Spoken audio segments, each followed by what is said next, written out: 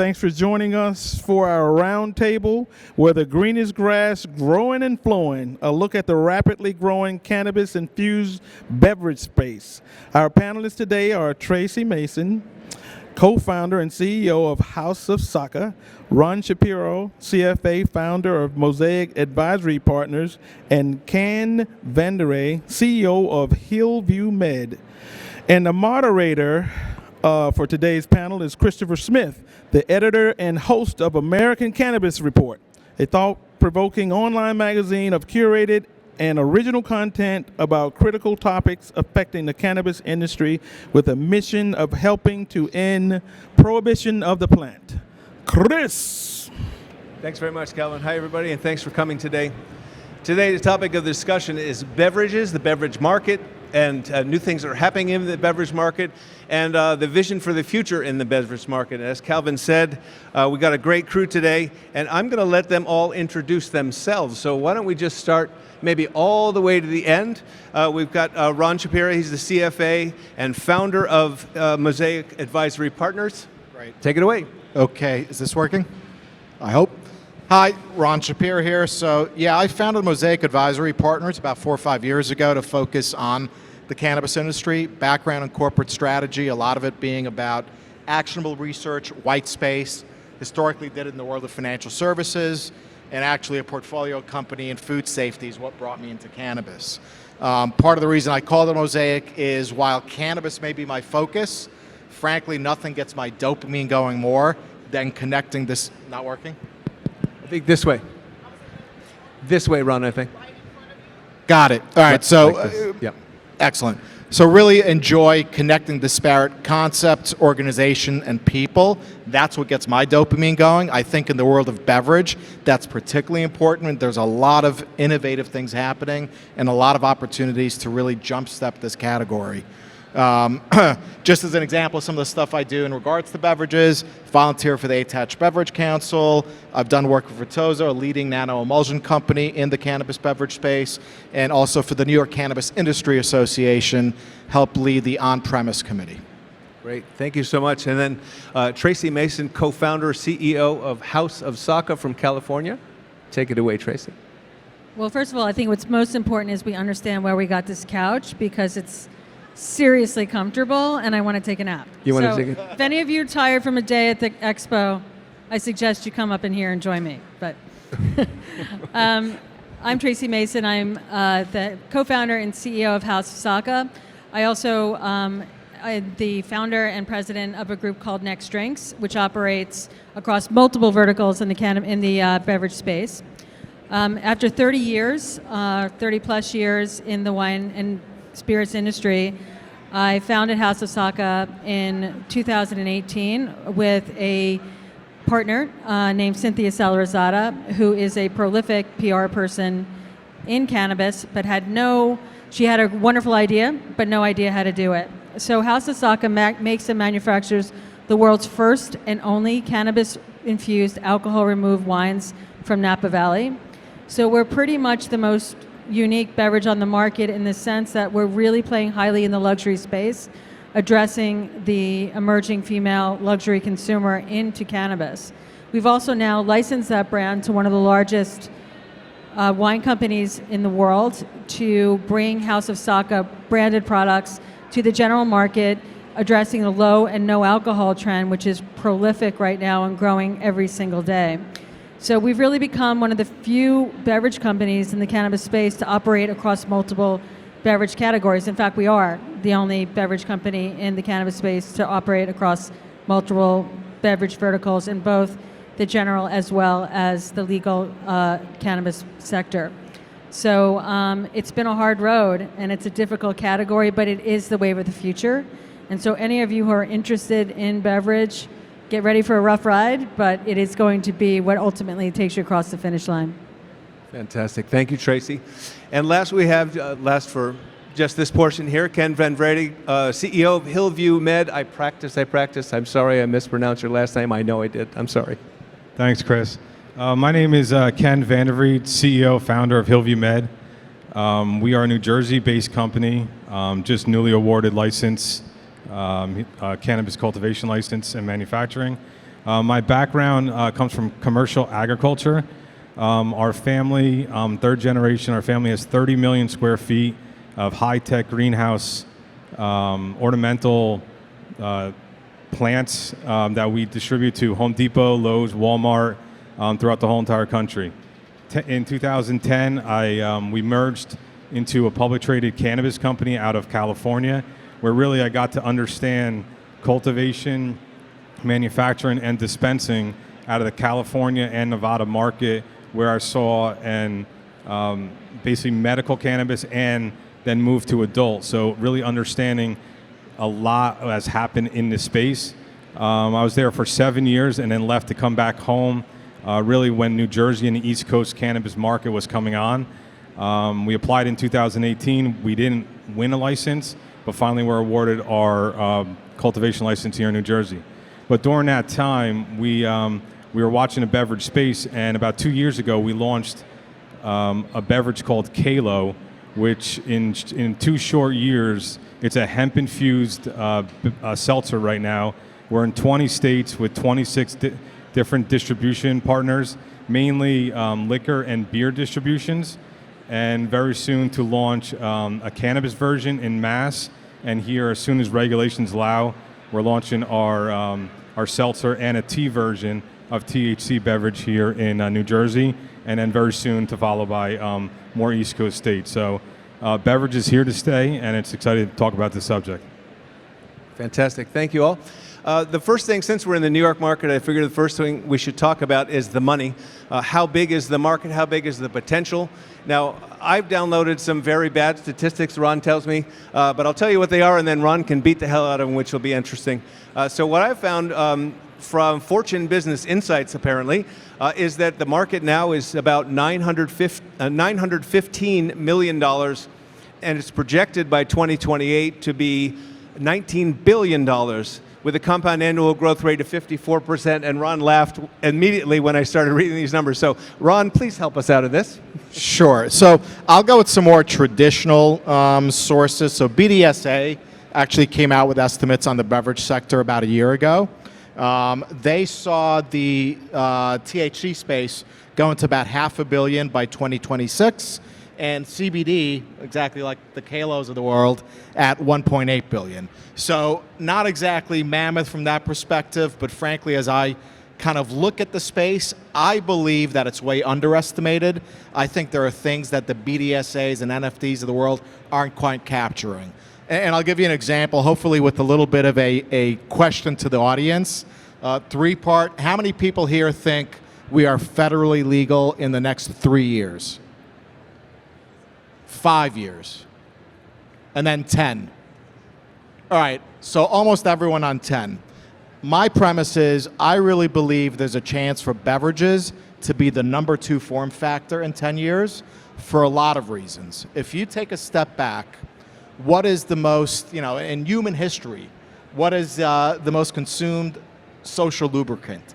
It's the drink, right? It's extremely social. You can't toast gummies. And you take a look at some other factors that are going to drive this. Lounges, completely nascent today. And I think one way to look at lounges, it's the most nascent part of the supply chain, yet it is the most potent part of the supply chain to destigmatize. In that respect, as lounges start looking at beverages as opposed to inhaled form factors, you have a chance for really creating that great destigmatizer. And why do I think operators will look at it? Well, those that are doing the inhaled form, not that there's anything wrong with that, but it limits just how much business you can generate. Are you going to be able to track everyone coming in? Are they bringing their own product? Or are they buying yours? Are they going to spend a long amount of time without purchasing other things? You bring beverages, it's social. People have that can of beer, they have that glass of wine. It's just a can of wine, it's just a can of beer. They're going to socialize and have that. It's a natural human experience. So that in itself becomes a catalyst. And you look at New York, we've got 2,100 bars in New York City. Not saying we'll have that in consumption lounges, but I guarantee you will have dozens quicker than you can think. Well, we got to notice Budweiser doesn't make gummies, so clearly the form factor is. Well, and here's what's interesting. Going back to the question when almost everyone said in 10 years. In 10 years, once it's federally legal, every single alcohol company that views it as a threat will instead view it as a line extension. Naturally. They've got the resources, the recognition, the consumer base, and the ability to basically launch into that. You heard it here first. I think once Budweiser does their THC version, the tagline's ready. It's just going to be this new buds for you. Oh, well, you gave that away for free. I think that's a bad idea. Anyway, Tracy, you have the really deep background, obviously, in the beverage space. So I'd love you just to go through a few of the different types of beverages that are available now, and how did you choose wine as your products line? Well, that's a great question. I think having a background in innovation, I've led innovation for some of the largest wine companies in the country, and have been an integral part of Diageo's innovation team prior to that. So I've got quite a robust background in new product development. And when I look at any space, whether it's the cannabis space, the alcohol space, the wine space, the functional beverage space, I look to find white space. And with House of Saka, there was a tremendous amount of white space, and there still remains a huge amount of white space addressing that luxury consumer. So there wasn't a lot of companies addressing the female consumer, which is the fastest growing consumer in cannabis. There wasn't a lot of companies, in fact, very few companies, who were actually looking at alcohol alternatives and bridging that sort of gap. And there certainly were none from Napa Valley. So we put a team together of people, our CFO is from 30 years of Constellation. I'm 35 years in the alcohol business. Our VP of production led alcohol removal processes for BevZero, which is the leading alcohol removal company. So we put together a team of experts that really understood beverage. And for wine, we saw the market, right? We saw the sea of seltzers that were going to come onto the market, and they're wonderful products. In fact, House of Saka just acquired the rights to one to produce it for North America called Gem and Jane. But again, how we're differentiating there is by using alternative cannabinoids and different botanicals to drive the effects as opposed to just throwing THC in water. But with House of Saka, we remain focused on the luxury consumer, taking a Napa Valley wine, removing the alcohol, replacing that with a nanoemulsion of CBD and THC, so it mimics the effects of alcohol without the negative effects of alcohol on your weight, on your liver. And because we're using a nanotechnology, the onset effects come on within 5 to 15 minutes, as would any alcohol beverage. So it gives you tremendous information on how to self-dose. So you understand what 5 milligrams feels like. You understand what 10 milligrams feels like, and you can find the right dose for you very, very quickly. As opposed to an edible, which takes an hour, gets processed through your liver, gets converted into a actually stronger cannabinoid that has longer offset than you would have. So all those people who have had those negative effects with edibles, that's because of that. It takes a really long time to get out of your system. So we chose wine because we wanted to create a real niche for ourselves, which we've done. Others have come in and failed, and the one other brand that was in the space, besides the one that failed, has shifted to seltzer. Because making alcohol remove wine is very expensive, it's very laborious, and it's very hard. But it also creates a tremendous barrier to entry, which gives us a really nice kind of niche on our investor decks. So anyone who wants to invest, Tracy at houseofsaka.com. and you've already got the Sonoma Valley branding behind you, that wave of Napa Valley. Napa Valley. Sorry. Come now. Sorry. So Napa Valley, yeah. So Napa Valley, what's great about Napa is that when you think about luxury brands, they're always based somewhere, right? There's provenance there. So it's, the car you drive, the watch you wear, the clothes you wear, they're always tied to something like Provence or Milan or Paris, because luxury brands need that provenance because it means something. In cannabis, that's almost impossible to establish without federal legalization, without truly global legalization, because the cannabis has to be derived from the place where you've had it. House of Saka doesn't need to rely on the cannabis component of our brand to drive provenance. we rely on the fact that the wine itself, the base product, is from Napa Valley. So again, it's just a different philosophy in how we're producing. It's definitely a slower build, but I ultimately think it's sort of like the turtle and the hare thing, that ultimately the turtle's going to wind up victorious, I hope. I think I had my own bad experience with the slow onset. I had an edible once that I had just around dinner time. It was really not very long ago, actually. And it took so long to come on that when I got high, I forgot I had taken it. So I couldn't figure out why I was high. And I can imagine that people without experience, I mean, it's fine, for us, it's not such a big deal, but a person without experience would really be alarmed and really scared. That's where you get these ran to the hospital stories and all of that. So onset is actually one of the major advantages, I think. When all of us talked the other day on Zoom and we were getting to know each other, I hadn't really thought about what an advantage that is. So you say 5 to 15 minutes, you say? Yeah, what a huge thing. Now, Ken, do you want to talk a little bit about the technology behind, how do we get it so quick in beverages versus edibles, for example? Yeah, sure. Before I get to that, I just want to comment on what Ron was saying about these numbers that are $500 million this year, $1 billion next year. But there's a lot that goes into that make it happen. One is an issue is distribution. The infrastructure in cannabis is not built right now for beverage distribution, no matter what kind of cannabis beverage. And also regulations in states. Here in New Jersey, beverages are an afterthought of regulations. So we can't get to these numbers until regulators actually put beverages on the forefront, like with everything else. So I just wanted to comment on that. Is like we're never going to get there unless we have a path of distribution, regulation in order to go there.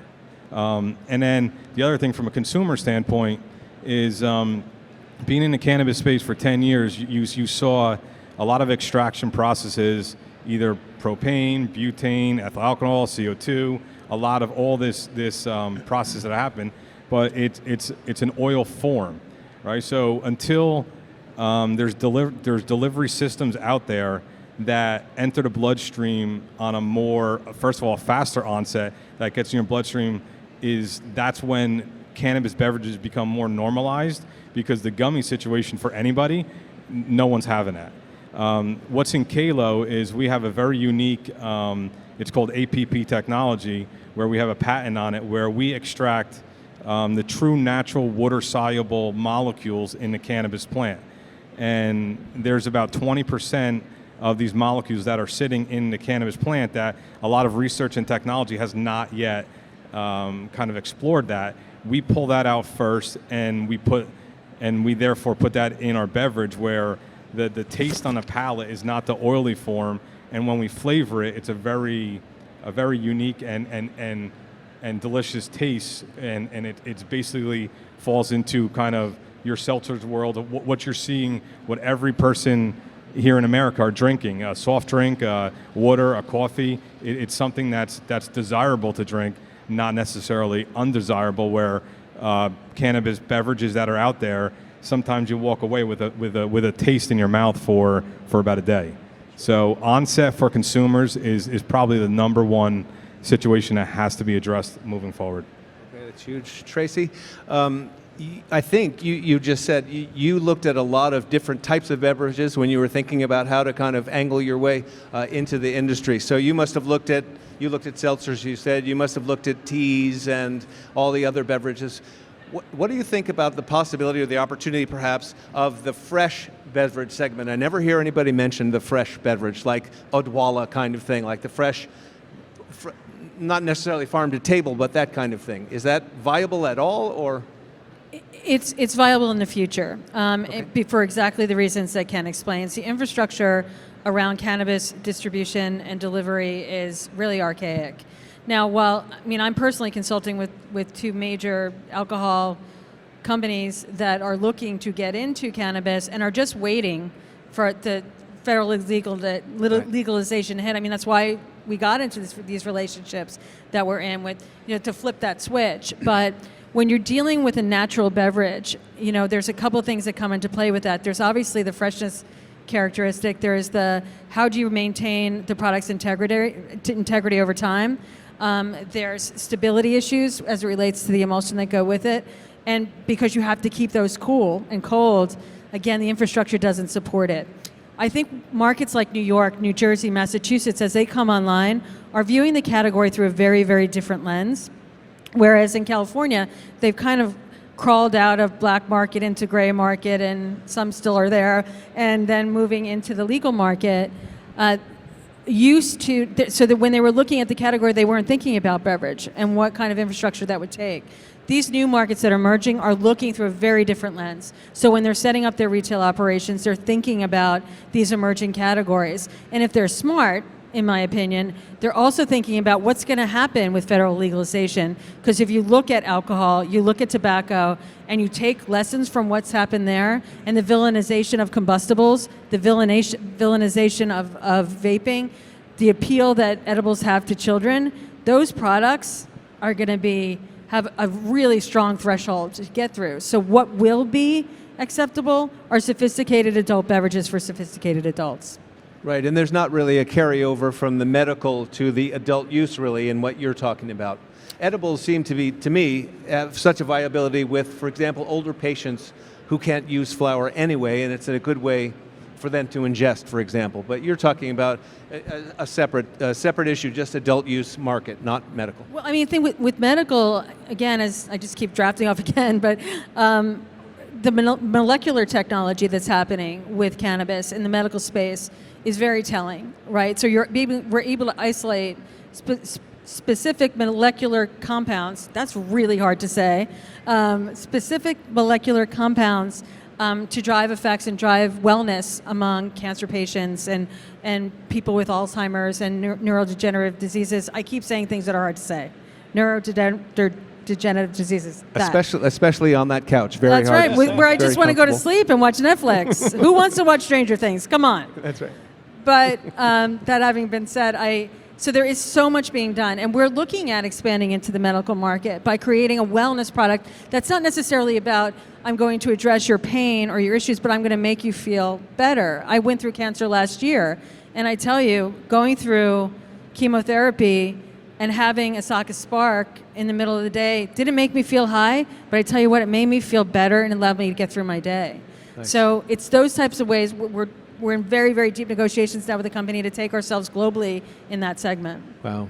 Hey, Ron, you mentioned something earlier which I think is such a key differentiator between beverages and some of the other form factors we've talked about, which is the destigmatization of cannabis across the board and the opportunity that beverages have to take, we talked about no smell, for example.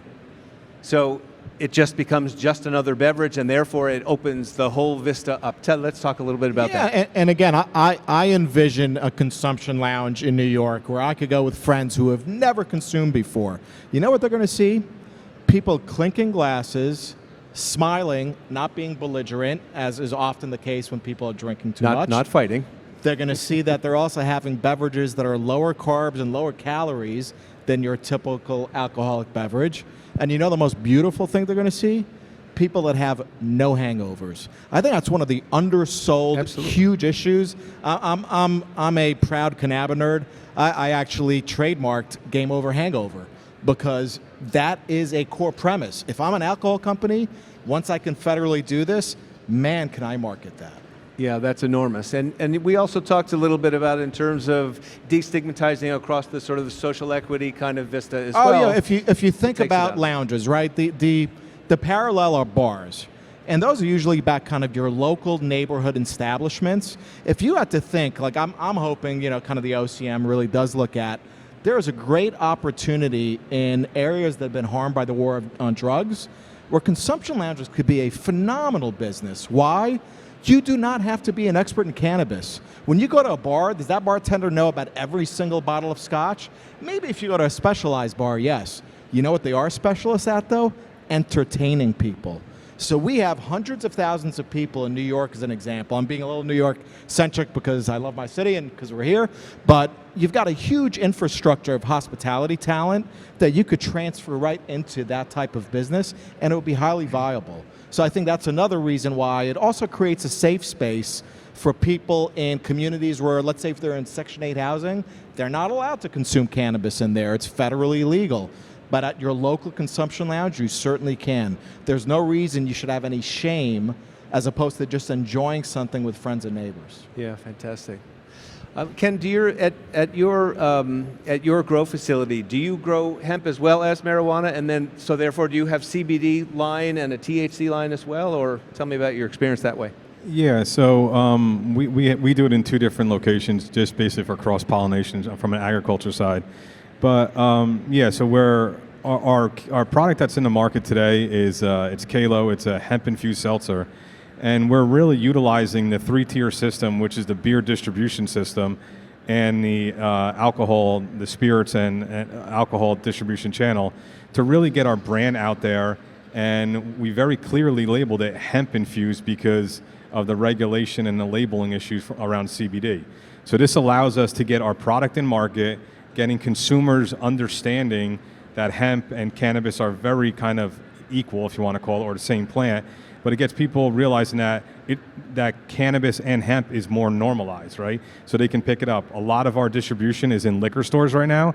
So we're stacked 20, 30 cases high next to High Noon and other seltzers. So we have to, as as beverage companies, we need to build this category because Kalo, House of Saka, we can't do it alone. We have to build a category with these distribution companies because they don't want to entertain one brand because it's more of a nuisance for them to bring that on. They need a portfolio where the liquor store owner has a category of CBD and hopefully THC in the future brands that are in their store. So we're using this branding of Kalo on the hemp side to now cross merchandise into Mass when we launch Mass THC. Because that same consumer that's buying it at a liquor store or at a deli, a hemp version during the day, now at night can go buy it or at a dispensary for 21 and over for an adult beverage. So we're trying to bridge that gap, what Tracy said before, of going from kind of non-alcohol to alcohol, bridge that gap, and that's what we're doing too, because once it does turn on, once distribution does come on, once dispensaries and consumption lounges allows it and normalize for consumers, you're going to see beverages skyrocket effect. And you made a good point to me the other day. I feel like I was in a seminar with all you guys learning. I learned so much the other day, but in a very practical matter about distribution companies, you described the difference between a THC company that distributes their product in 1/8 of an ounce and a beverage company that distributes a thing that weighs 2 pounds. So you have to have larger trucks to handle them. I mean, that's a very simple practical matters, but this is the kind of level of detail you're talking about, right? Yeah, a lot of, bringing a cannabis beverage to market, beverages are a lot bigger, and it wasn't set up. The regulations are not set up, so it's hard for a 2-tier system to survive in the cannabis space because look at alcohol. Alcohol is based on a 3-tier system. Basically, you as a brand ship it to a distribution, and a distribution company ships it to a bar or a liquor store. Right, that's what's needed in this in the cannabis industry per state because these distribution companies that are in states are set up for small trucks carrying flour around, but beverages you're moving pallets and the infrastructure is just not set up. So we need to if cannabis beverages want to get normalized and really be a leader of the next form factor over the 10 years, is infrastructure has to come alongside, and that's distribution companies need to be alongside this in order to make this happen. That's great. Tracy, I want to talk about this again from your background in the alcohol business. We talked a little bit the other day about dosing and why it's so important. You touched on it a minute ago, but an alcohol, all different tiers of alcohol are all very structured. So a shot is the right amount versus 1 glass of beer versus 1 glass of wine, etc. But cannabis beverages have not had that for such a long time, and now you're there. Tell us how that's developed and how that's working for you. It's funny that you brought that up because I did a keynote speech a couple of months ago at the Cannabis Beverage Expo, and I showed a slide and said it had that poster that you've all seen in the bars that have like the little shot, and then it has a glass of wine, and then it has a beer, and it says this is essentially the same. These are equitable in terms of your consumption and your level of intoxication, and that doesn't exist in cannabis. And so we're working actively with the Cannabis Beverage Association, which is a national organization of which I'm a founding board member, to start to establish those parallels, to understand I mean, think about it contextually that, if I handed you a 5 milligram House of Saka Spark, you would know what 5 milligrams feels like really fast. If I gave you a hit off a joint, you would have no idea. I mean, the other day I was at a party and someone gave me a hit of a joint. I was high for like 3 hours. Yeah. And I mean, it was super fun, but it was still shocking to me because I just wasn't expecting to feel that way. And so I think from a responsibility point of view, understanding that and giving consumers that level of knowledge about how to address cannabis and use cannabis responsibly is, there is no better form factor than beverage, because you get it so directly. An ounce is an ounce. A gram is a gram. A milligram is a milligram. It is what it is. And I think also that's what's going to lend to it being the form factor of the future. And I think general consumption, like you said, if it's unpredictable, it might be fun that one time, maybe the one time, but not second time, not fun. And then you get kind of annoyed, like that there's no control or no sort of foreknowledge about what you're having. So that, again, it's in a way, it's on all of us to solve that problem for the consumers so that they don't have a disaster and then force us to solve something else. We don't want in cannabis emergency. beverage to be the tequila that every story that they threw up tequila when they were 18 and so now they don't drink it, which is a shame because tequila is awesome. But everyone has those stories, right? They have the beverage story. They have the tequila story. They have the edible story where they were high for hours and they couldn't. They will never touch another edible Can't again. get off the floor, yeah. You will not have that with beverage. It's just not going to happen. Yeah, if I agree with Tracy here. I think you're going to see the THC or the cannabis market, the beverage market, follow kind of alcohol, right? You're going to have ready to drink, 5 milligrams. Then you're going to have, a Tito's, a bottle of vodka. You're not drinking the whole bottle. If you are, I guess you got problems. Yep. But if you're pouring out a little bit, so you're going to see over the next 5 to 10 years that you're going to have ready to drink cannabis or RTD, ready to drink cannabis beverages, and then you're going to have a bottle like Tito's or tequila that you're going to mix. I want to call it a mocktail. So it's going to follow that, but I think we as brands need to educate consumers what their experience are going to be when they drink, how they drink, and that's really where it becomes normalized. Yeah, and I was going to say, I think the good news is you're starting to see some of that education. Perfect example, the microdosing part of the market's really grown. Can just raised $27 million, one of the biggest raises, for a cannabis edible or beverage company ever. So you do have a consumer, if they want to kind of more of the kind of curious, try something that's easy. That 2 to 3 milligrams is becoming a space. I think 5 is becoming more of the standard, and then 10 plus for people that want something that's extra strength. You do have a whole category in California where they're doing like 50, 100 milligrams. I don't get that, but there is a subset of people who want, to be zonked. That's a decent subject. We mentioned it briefly, which is the concentrated delivery, concentrated form factor. There are some companies that are delivering 100 milligrams in a 2 ounce or so size, but all of us were shaking our heads really hard at that. Tell what you think about that kind of distribution and what the risk is really for all of us in beverages. Yeah, I think you're going to see a change in, it starts also with regulations. You're going to see here in New York that they're limiting milligrams for packaging. You see it in Massachusetts. So regulations are going to kind of lead this, and I think we need to educate regulators of where this needs to go. But you're going to see, and I think, to follow the alcohol model where ready-to-drinks can only contain X amount of milligrams. If you're going to put 100 milligrams in a package, it has to be a bottle, or it has to be larger than that. So I think we need to educate regulators of where this should go so that consumers are protected and that everyone understands what they're drinking, when, how, and who, because otherwise it's just you're getting 100 milligrams in a shot, which can be dangerous. It's kind of like the moonshine business, all of a sudden you're seeing white for an hour kind of a thing. Ron, I noticed that you've got a whole lot of data on the couch there. You got a whole lot of wonky stuff. Did you want to share some stuff? Sure. I'll tell. To me, going back to kind of why I think this will have a jump step, I think if you look at the low-no category in alcohol, the low-no category out of nowhere has become a multi-billion-dollar category. And it's being driven by younger millennial and Gen Z coming of age. Guess what? Biggest consumers in cannabis are millennial and Gen Z coming of age. And women. And women, absolutely. So I think if you take a look at one example of a We stat. don't matter. Haven't you figured that out yet? Going back to Anheuser-Busch InBev, they Different panel. literally have a corporate goal for 1 out of 5 drops of beer by 2025 to be low or no alcohol. Well, I'll tell you, what's the ultimate low-no beverage you could have? I'd argue it's the THC-infused drink.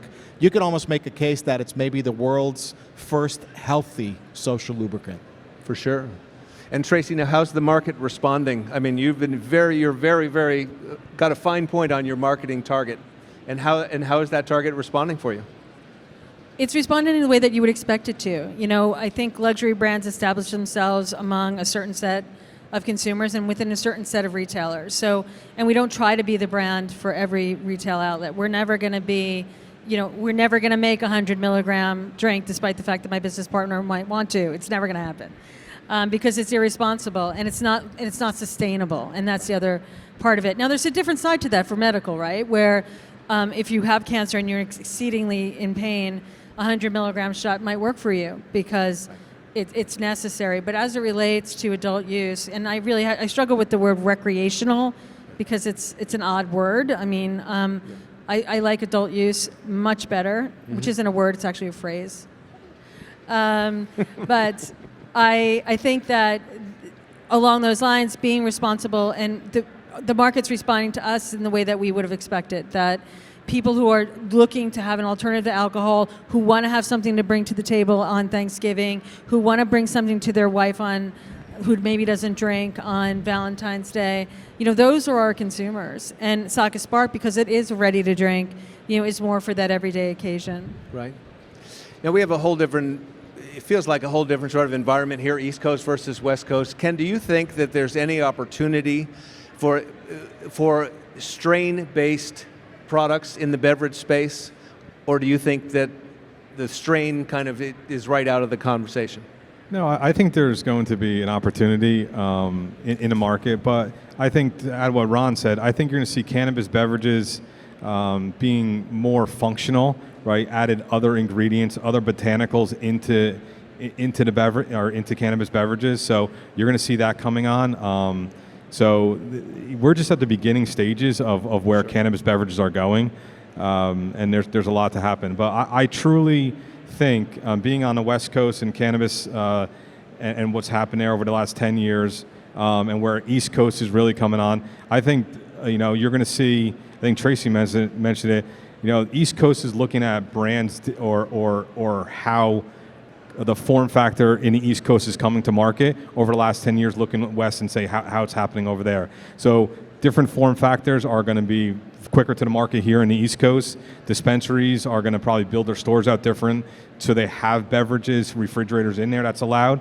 So where on the West Coast, it's like almost an afterthought. So you're going to see a lot of new innovations coming out on the East Coast, and I think brands are going to be built out here as well. Great. Yeah, I was going to say I'm sorry, go ahead. I just wanted to touch on strain specific and brag a little bit that House of Saka Spark Mimosa is the world's only alcohol-removed sparkling Chardonnay with mimosa strain-specific live resin. So what we've done is we are a strain-specific beverage. We're leveraging those terpenes along with natural essence of orange blossom and nectarine to create the most gorgeous, beautiful tasting, High Times award-winning beverage that's just like a mimosa, except without the alcohol. And so I do believe, and with all of our brand innovations along the House of Saka Spark line, will be strain-specific. And smaller too, right? It's a 187, so it's like a tiny champagne bottle like you buy in the store. But I will say the only reason I came up with it was because I can't use alcohol terms on my package. So I'm lying in bed at like 3 o'clock in the morning. I'm like, wait a minute, I love mimosa strain. What if I made a mimosa strain specific? They can't tell me I can't call it that. Nice. And it worked. Perfect. Well done. Well done. Ron, did you want to go? Yeah, I was going to say on the innovation front, totally agree with Ken. I'll give you one example. Massachusetts, East Coast, the first state, I believe, that allowed to do dairy products. So they actually have ice cream. Sounds good on paper. Unfortunately, 5 milligrams is the max for a pint. It's a little filling. But I don't think we're that far away from innovations like a milkshake. I mean, to me, if I could go into the dispensary when it's 95 degrees out and I could choose between buying edibles or buying a milkshake, you know, the right lobbying, the right legislative movement on that, I think those are the types of things we're going to be seeing. Anyone from Jamba Juice here? We're setting you up. One last thing, perhaps, and I think you probably all have a little bit, the California or the West Coast markets have gone first and have made a lot of big swings and a lot of big mistakes. What kinds of things have you learned from our mistakes that you want to take advantage of moving forward? You want to start? East Coast guy? Sure. I think it's form factor, everything we're talking about here, right? If you look at national data, when a state first comes on, flower pre-rolls are probably 50 to 60% of the business, then vapes, and then edibles. So every new state that becomes personal use or recreational, whatever the term we're using, it's less and less, right? So edibles and beverages come out very early with a larger percentage. So it's form factor. And you're already seeing in Massachusetts where beverages are in market, some dispensaries are 5% of their sales are beverages, where in California it's like 1%. So it's all form factor and it lends itself to beverages. Okay. Tracy, well now you're in California, but what mistakes have you seen that you're taking advantage of with what you're doing? Well, I don't know how I can take advantage of it because I think the biggest mistakes that early markets like California have made is that last time I checked, love it or hate it, we're a capitalist society. And they just get in the way of progress. They get in the way of innovation with excessive taxation, with excessive restrictions on packaging, with completely outdated concepts and data to back up their points of view. And therefore, what that does is allow black market to thrive. Now, when you're living in a state where you can have 3 to 4 harvests of sun-grown cannabis a year, right, and you're telling the consumer it's going to cost 100 times, like or double, to buy a gram of cannabis at a dispensary versus buying it off some dude in the street, all you're doing is sending people to the black market. Right. So my advice would be for all of those who are in the cannabis space is to get involved with your local cannabis associations and get on the boards and lobby governments. I spend so much time lobbying because it's absurd to me how much they just get in the way of what could be a thriving business. And instead, in California, a $5.5 billion business, 30% of it is legal. 30%. 70% illegal in California still because of exactly what you're talking about. Yeah, it's insanity. And they haven't even gotten to the Schumer and the federal. I'm pointing at Gretchen.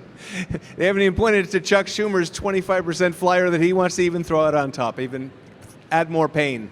Ron, did you want to go ahead? Yeah, I think there are 3 areas that New York could be innovative, or other markets as well. And by the way, God bless New York. I think they're doing some things that are super innovative. I would say the number one thing that I still can't believe California and Colorado have not done, public consumption. It's not toxic. It's fine for people to consume it in public. Talk about destigmatizing. Amazing. But if I take a look at where there are areas that New York could say, I'm not going to copy, I'm going to innovate, I think one, when it comes to lounges, don't make it single serve, be able to have a tap of beer, be able to have a pitcher of sangria for a table that would have 4 beverages. Stuff like that, make it consumer friendly, make it better for the owner operator. Instead of it's some weird toxic thing that needs to be treated as though it's nuclear. I think in terms of delivery, California's had a maximum amount that could go in any of these vehicles. They're recently increasing that. I think that's another area. And then a third one, New York is home to so many amazing performance venues. Let's get ahead of everyone else. It's happening in California. It's happening in Michigan. God damn it, why don't we have an annual cannabis festival at Randall's Island? It would be a huge boon. I think we have an opportunity to do that. And beverages really changed that. Absolutely. Really changed that. Millennials and Gen X tend to be the ones that are the biggest buyers of beverages. Gen Z, surprisingly not yet, but don't forget they're just coming of age.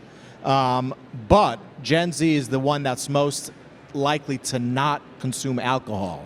So I think there's a big opportunity there. If you get those behaviors to change, you've got a pool of 67 million people that are coming of age, and millennials is another 70 million. Tremendous opportunity. What we've, at least statistically, what we've also seen is that cannabis beverages, at least in California, tend to be additive. And so in other words, you're cruising into the dispensary to get your eighth of flower, and then you'll buy beverages in addition to that. And that's especially true of Gen Z and younger millennials.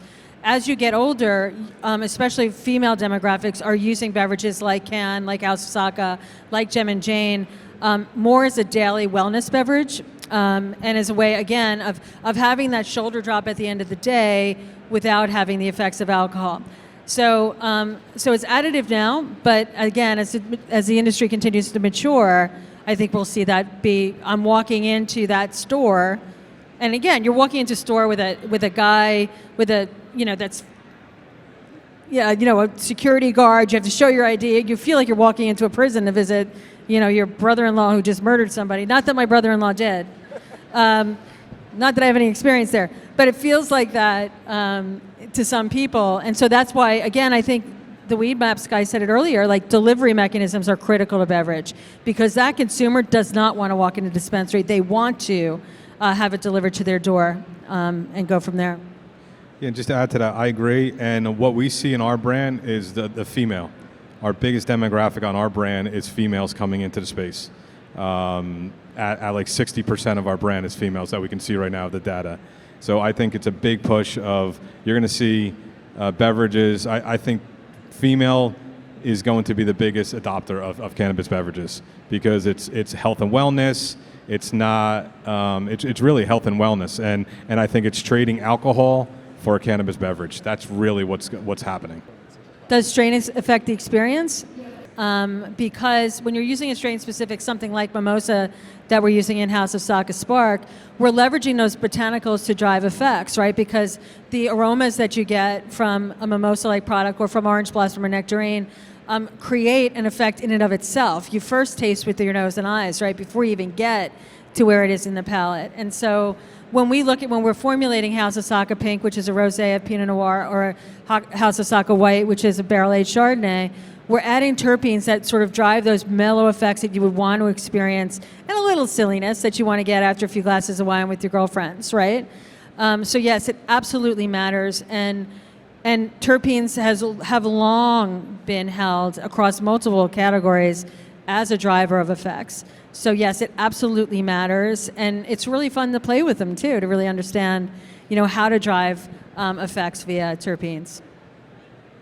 Product testing is really fun in this industry, that's for sure.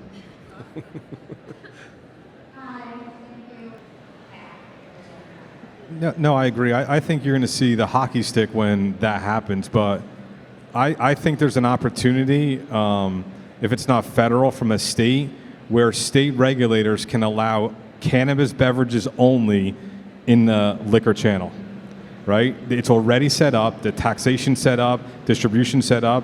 You need to be 21 and over to go in a liquor store. So why can't we put THC beverages in the cooler right next to everything else? So I don't know if you need federal legalization for that. I think that can be state regulators. I know there's some talk in Jersey about that. In Oregon, we're allowing at least cannabis beverages in the liquor channel. But you're not going to see a hockey stick of cannabis beverages until there's distribution can be done at a high level with the 3-tier system.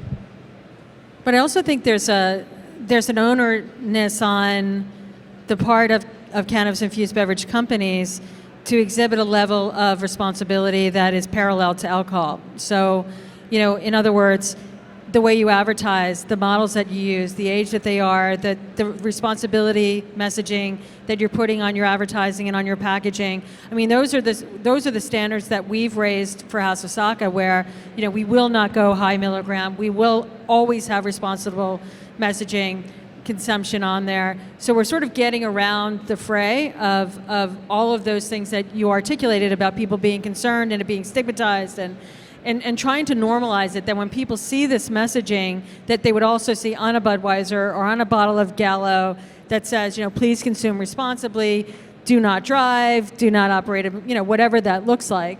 I think the ownership is there. Ownership is on that of the cannabis industry to police ourselves, right? And to not appeal to children and to allow consumers to absorb it intellectually as a functional beverage. If I could add what Tracy said here, I also think there's an opportunity to brands I think Tracy's doing this, we're doing it, is looking right outside cannabis right now to build your brand, right? So Kalo, for example, last year on the Jersey Shore, we gave out 80,000 hemp-infused seltzers, right? It's totally, there's no THC in it. We could just give it out. You can't do that with THC, but we're using that opportunity to build a brand, right? So when that consumer goes in a liquor store or a deli or wherever they're buying, they see Kalo, and then they know Kalo has a THC version, they're more likely to go to a dispensary as a destination to get that. So I think building your brands outside of THC right now for beverages, I think is a very smart move. I think Tracy's doing it, and we are definitely doing that right now as well. And I know we're running out of time. I want to call Deborah Borch. Did you want to ask a question? Well, I mean, I think that's like any CPG company, right? It really depends on your target consumer. Are you targeting someone who wants to taste the weed or someone who doesn't? And I think that's why there's vanilla, chocolate, and strawberry, right? Is that not everything works for every consumer, but vanilla, chocolate, and strawberry already all have a place in consumers' lives. And so for House of Saka, we really try to keep the marijuana, that sort of weedy flavor away, because it interferes with the flavors of the wine that we want to bring forward, or the flavors of the mimosa that we want to bring forward. So that raw cannabis taste, we don't necessarily want involved. But if I was making a different beverage that was targeting a legacy user who really needed and wanted to taste that, then you're formulating it against a different standard. I mean, as it relates to advertising cannabis-infused beverages versus alcohol, for example, alcohol is already fairly restricted, but cannabis, we're fighting a behemoth that is that beverage alcohol with one hand tied behind our back, because our ability to connect with the consumer from an advertising point of view is so limited. We can't be on, to any large extent, social media, and there's now massive restrictions around outdoor advertising. Print advertising is very restricted. So we're going very much with the way of tobacco, if not even worse.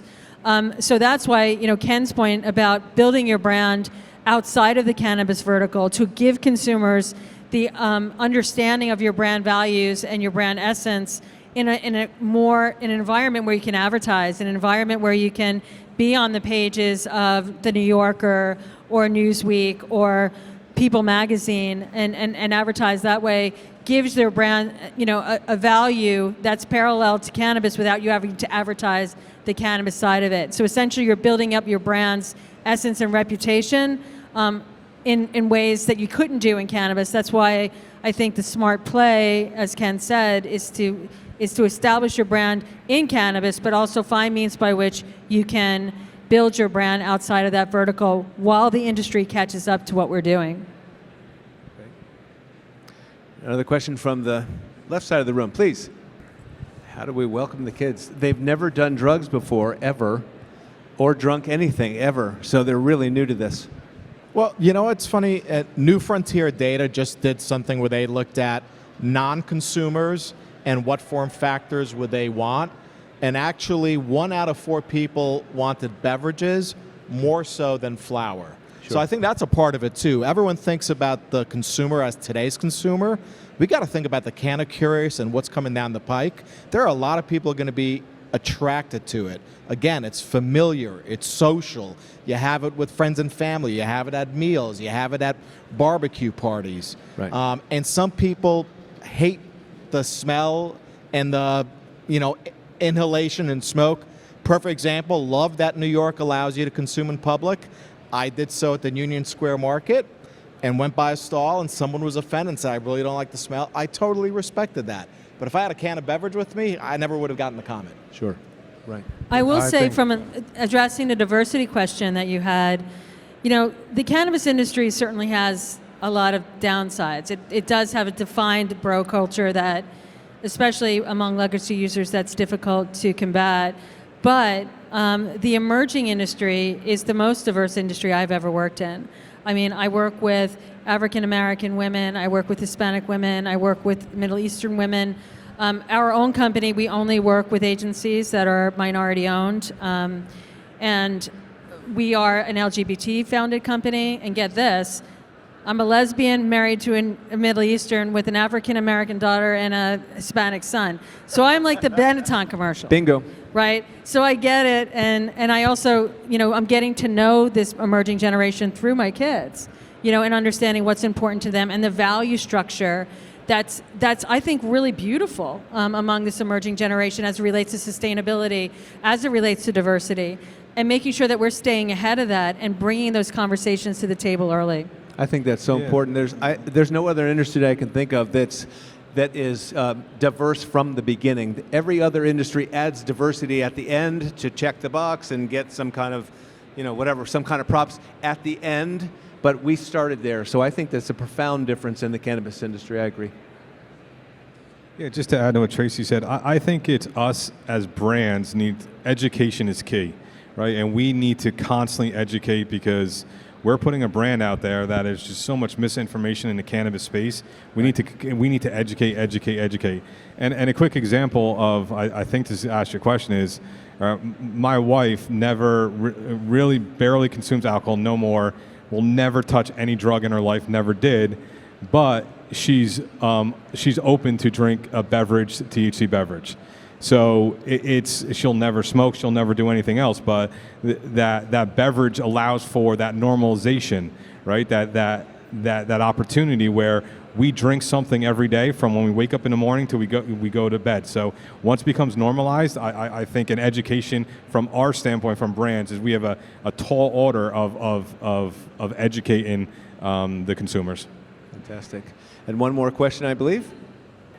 That's a great question and another complicating factor, right, as it relates to cannabis. But for us, we've just, we've already inked a deal in Michigan. We're very close to inking our deal in Massachusetts. Hopefully, Ken and I are going to meet after this and set something up for Jersey, but we'll see. But what we do with our brand is we remove the alcohol of the wine. We ship it in totes to different markets or in trucks to different markets, and it's just infused there. And we use the same infusion partner across all of these states, so we know that you will have continuity from state to state and how it tastes and how it affects you, because that's critical, especially when you're dealing with a wine-like product, because it's a really delicate product to make, and having that stability factor in place before you even start thinking about putting in a bottle is critical. But it is complicated. And so what I pray for isn't federal legalization. I mean, I pray for that, but I don't think it's going to happen for a while.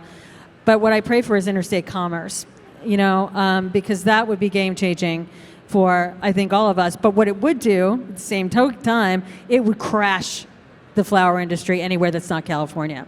So it's sort of a sticky situation, if you will. But thank you for the compliment. I'm so glad you like it. And they're beautiful. You have some of those beautiful bottles in the industry. Gorgeous. What do you say? All right, here we go. I would like, if you wouldn't mind, all of us join me, please, in showing appreciation for the panelists today, Tracy Mason, Ron Shapira, and Ken VandeVrede. Thank you so much.